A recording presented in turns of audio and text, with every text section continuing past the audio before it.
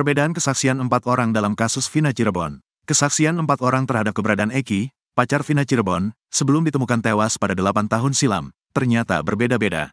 Diketahui, Vina adalah gadis 16 tahun asal Kampung Samadikun, Kecamatan Kejaksan, Kota Cirebon, Jawa Barat, yang tewas bersama kekasihnya, Eki, di Jalan Raya Talu, Kecamatan Talun, Kabupaten Cirebon, Jawa Barat pada Sabtu tanggal 27 Agustus tahun 2016. Keduanya disebut menjadi korban penganiayaan geng motor. Rincian waktu sebelum kasus Vina Cirebon berdasar kesaksian 4 orang ternyata berbeda. Liga Akbar mengaku bersama Eki sejak siang hingga sore sebelum kasus Vina. Sedangkan tukang tambal ban melihat Eki dan Vina siang hari. Sementara Widi dan Mega mengaku bersama Vina sejak siang hingga menjelang maghrib. Rincian waktu ini menjadi penting untuk mengungkap kronologi utuh kasus Vina Cirebon. Berdasar hasil putusan pengadilan, Eki dan Vina melintas SMP 11 Jalan Perjuangan Cirebon pukul 21 waktu Indonesia Barat. 30 menit kemudian, Liga dan Eki sampai di warung SMA 4, Warpat, Cirebon. Kata Liga Akbar, sekitar pukul 16 waktu Indonesia Barat sampai pukul 17 waktu Indonesia Barat, Eki pergi menjemput Vina. Dari Majalengka jam 3 sampai setengah 4 langsung ke SMA 4, bersama B, T dan L, jemput Vina jam 16.30 atau pukul 17, kata Liga Akbar. Eki kemudian kembali ke Warpat bersama Vina selepas maghrib. Setelah maghrib balik lagi dengan Vina. Hanya minta rokok, ngopi sebentar dia izin rapat organisasi, kata Liga Akbar. Anehnya, Oki Priando justru melayani Eki dan Vina untuk tambal ban tak jauh dari jembatan Talun Cirebon. Kata Oki, Eki dan Vina datang menambal ban pukul 13 waktu Indonesia Barat. Nambal ban, 2 tambalan, 2 bolongan, minum es di belakang bengkel, kata Oki Priando. Padahal di jam yang sama, menurut Widyasari dan Mega Lestari, Vina ada di rumah. Pukul 12.30 waktu Indonesia Barat, Vina mengirim SMS pada Widi untuk meminta jemput di rumahnya, Desa Samadikun, Kecamatan Kejaksan, Kota Cirebon, Jawa Barat. 30 menit kemudian, Widi dan Mega sampai di gang rumah Vina. Dalam perjalanannya, Widi, Mega dan Vina berboncengan di satu motor. Pukul 14.15 waktu Indonesia Barat, mereka sampai di rumah Widi. Selama di rumah Widi, Vina sempat meminjam uang Rp50.000 kemudian ke warung beli mie instan lalu memasaknya dibantu Mega Lestari. Saat mie tersebut belum habis disantap, pukul 15.30 waktu Indonesia Barat, Vina diantar Mega ke kontrakan kakaknya, Marliana untuk meminta uang. Singkat cerita, dalam perjalanan dari rumah Marliana ke rumah Widi, Vina bertemu dengan Eki di Jalan Bypass Cirebon. Sekitar jam 17 waktu Indonesia Barat bypass Vina bertemu Eki. Mak berhenti itu ada Eki. Sekitaran Migacoan kalau sekarang, dipalang sama Eki sendiri. Ngobrol agak lama, jauh dari saya. Kayak agak debat, kata Mega. Vina melanjutkan perjalanan ke rumah Widi dengan dibonceng Eki. Mega kemudian pukul 17.30 waktu Indonesia Barat sampai di rumah Widi, tapi Vina belum ada. Selang 5 menit, Vina kemudian datang langsung mandi di rumah Widi. Sedangkan Eki duduk di motor menunggu di ujung gang dengan keadaan jaket XTC diikat di pinggang. Cowoknya lagi nungguin di motor, mau kemana kamu? Gak dijawab, kata Mega. Vina langsung mandi. Mandinya lama, dandannya cepat, timpal Widyasari. Sekitar pukul 18 waktu Indonesia Barat sebelum maghrib, Vina pergi bersama Eki menganak dress hitam dan heels cream milik Widi. Pada pukul 22:05 waktu Indonesia Barat, Widi mendapat SMS dari Vina. Dalam pesannya, Vina mengajak Widi untuk main keluar bersamanya. Pukul 22:10 waktu Indonesia Barat nelepon ngajak main. Keadaannya lagi senang banyak gerombolan lagi ketawa banyak suara motor mobil bukan di ruangan. Akunya ada di arah sumber, kata Widi menirukan ucapan Vina. Jika rincian waktunya demikian, lantas siapa yang benar dalam kasus Vina? Kuasa hukum ungkap alasan Ibtu Rudiana tak muncul ke publik. Keberadaan Ibtu Rudiana, ayah Eki korban pembunuhan di kasus Vina Cirebon, masih misteri dan memunculkan tanda tanya besar. Ibtu Rudiana seolah menghilang setelah PN Bandung memutuskan penetapan status tersangka terhadap Peggy Setiawan tidak sah pada Senin, tanggal 8 Juli tahun 2024. Kuasa hukum Ibtu Rudiana, Elza Syarif dalam kesempatannya membeberkan alasan kliennya tak muncul ke publik. Ia membantah Ibtu Rudiana menghilang di tengah-tengah kasus Vina Cirebon. Elza menegaskan, Ibtu Rudiana masih bertugas seperti bisa karena ia tercatat sebagai anggota Polri aktif. Ibtu Rudiana sebagai polisi aktif, dia bekerja seperti biasanya saja. Tentu dia tidak seperti orang biasa yang bisa memberi pertanyaan-pertanyaan di publik. Karena aktif dan ada atasannya, katanya, dikutip dari kanal YouTube Tiffany News, Rabu, tanggal 24 Juli tahun 2024. Elza melanjutkan penjelasan, untuk saat ini Ibtu Rudiana dilarang berbicara terkait kasus Vina Cirebon. Oleh karenanya, Elsa ditunjuk sebagai kuasa hukum sekaligus jadi penyambung lidah antara Ibtu Rudiana dengan publik. Jadi tergantung dari atasannya, karena sudah terlalu banyak cerita simpang siur, sehingga diizinkan untuk menunjuk kuasa hukum. Tapi Pak Ibtu tidak boleh berbicara, kasus Vina, urai Elsa.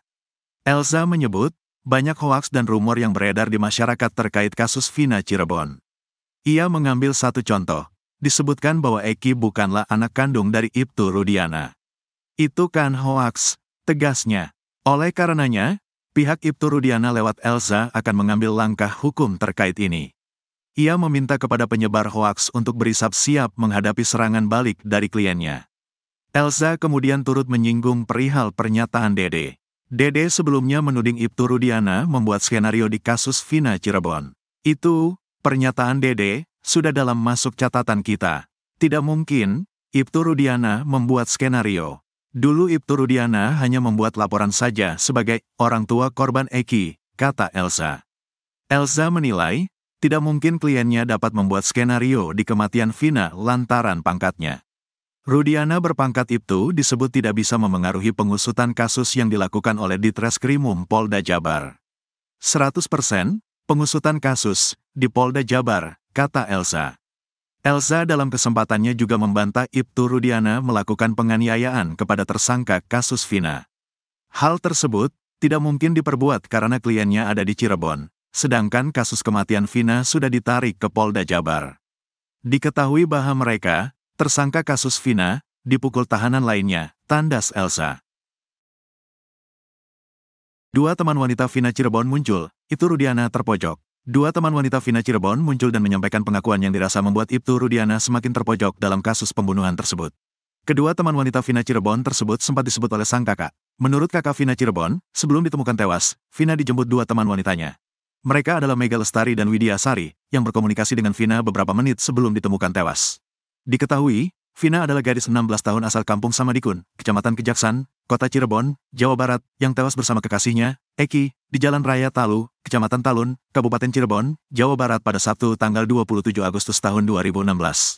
Keduanya disebut menjadi korban penganiayaan geng motor. Sebelum bertemu dengan Eki, Vina minta dijemput oleh Mega dan Widya di rumahnya. Vina juga sempat mandi dan meminjam baju serta sandal milik Widya. Diungkap Vina, Sabtu, tanggal 27 Agustus tahun 2016, malam itu dirinya diajak main oleh Eki. Padahal Vina sebelumnya bercerita kalau dirinya dan Eki sedang putus. Namun Vina tiba-tiba pergi bersama Eki yang saat itu memakai jaket XTC yang diikat di pinggangnya. Kepada Widya, Vina berjanji akan pulang ke rumah temannya itu pada pukul 22 waktu Indonesia Barat. Dia bilang pokoknya jangan pada tidur dulu, pintu jangan ditutup sebelum saya pulang, kata Widya. Namun hingga pukul 22 Vina tak kunjung pulang ke rumah Widya. Saya panik, sudah pukul 22 waktu Indonesia Barat, tapi gak ada kabar. Paniknya karena terakhir dia sama saya dan Mega, tutur Widya. Kemudian tepat pukul 22 waktu Indonesia Barat, tiba-tiba Vina mengirim SMS ke Widya. Almarhum Vina SMS dulu, kamu ada di mana, mau ikut main gak? Kata Widya. Kemudian dibalas oleh Widya yang menolak ajakan Vina karena khawatir dimarahi oleh pacarnya. Setelah itu, tak lama Vina langsung menelepon Widya dan mengajak main. Diakui Widya, saat berbicara di telepon, Vina terlihat sedang tertawa, tidak seperti dalam keadaan terancam. Vina pas nelpon saya benar-benar seneng banget, banyak gerombolan lagi ketawa, terus ada suara motor, jelasnya. Bahkan saat itu Widya sempat menanyakan kondisi Vina. Saya bilang, kamu gak apa-apa, kata dia, gak apa-apa orang aku lagi seneng-seneng aja sama Eki, tuturnya. Kepada Widya, sekitar pukul 22.30 waktu Indonesia Barat itu Vina mengaku sedang berada di daerah Sumber. Kalau mau, kamu mau aku jemput sekarang. Nanti kamu boncengan sama temannya Eki, kebetulan dia gak ada boncengan belakangnya, kata Widya menirukan ucapan Vina malam itu. Namun, ajakan itu ditolak oleh Widya, karena ia tak bisa meninggalkan adiknya sendirian di rumah. Saat menutup telepon Vina, tak lama kemudian Mega datang ke rumah Widya dan menanyakan di mana keberadaan almarhumah.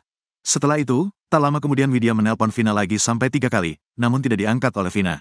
Asumsi saya gak ada kejadian aneh-aneh, karena dia lagi seneng banget sama temennya sama Eki juga, jelas Widya.